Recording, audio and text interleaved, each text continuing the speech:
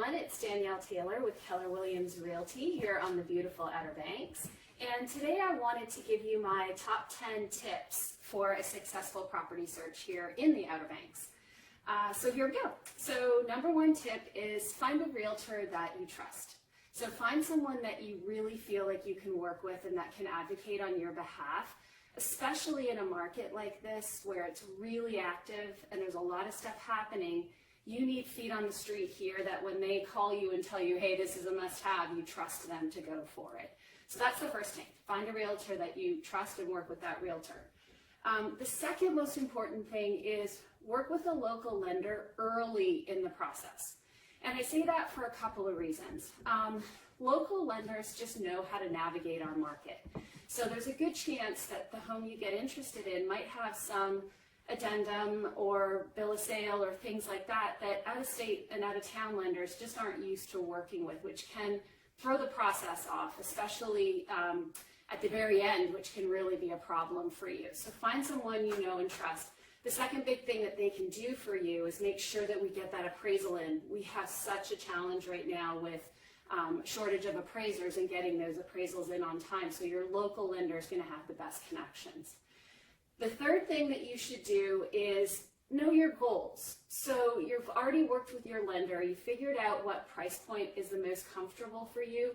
Now we need to layer that in with what your goals are for the property. Is the property purely investment? Are you looking to drive maximum income?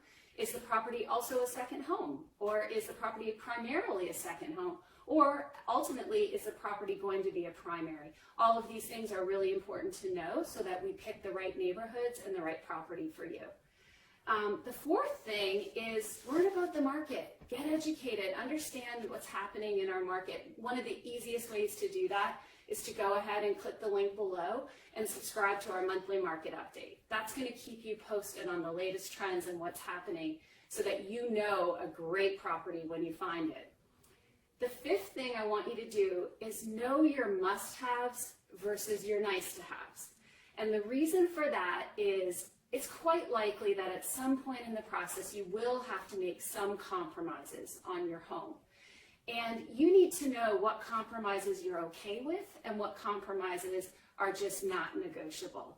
Best to do that up front so we make sure we keep that in mind all the way through the process. The next thing is number 6. And that one is, if you have the luxury of spending some time down here before it's time to buy, drive the neighborhoods. You know, it might only be 36 or 32 miles between Nags Head and Corolla, but the reality is that those towns and neighborhoods all have a slightly different vibe and feel. Probably a few of them are going to feel right for you, so let's zero in on those, and the best way to do that is to drive them and see them.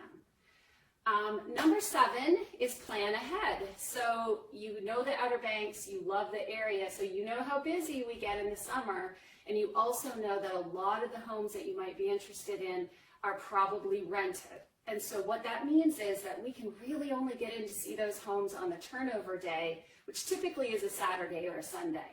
So planning ahead if you want to come in season and making sure that your trip includes time on those days to see property is of utmost importance. Or better yet, plan a trip off season when we can get into the homes and see pretty much anything you want on whatever day is best for you. So plan ahead.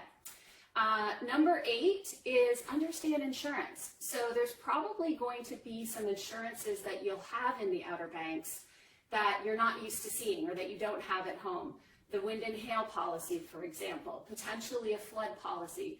So spend some time with your trusted realtor understanding what the insurances are and how that might impact your purchase.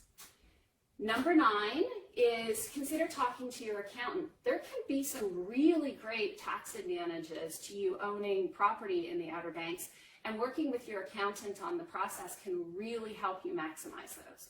So that's number 9. And number 10, which I think is the most important step to success, is have fun. This is supposed to be fun. Buying a beach home is supposed to be a joyful experience.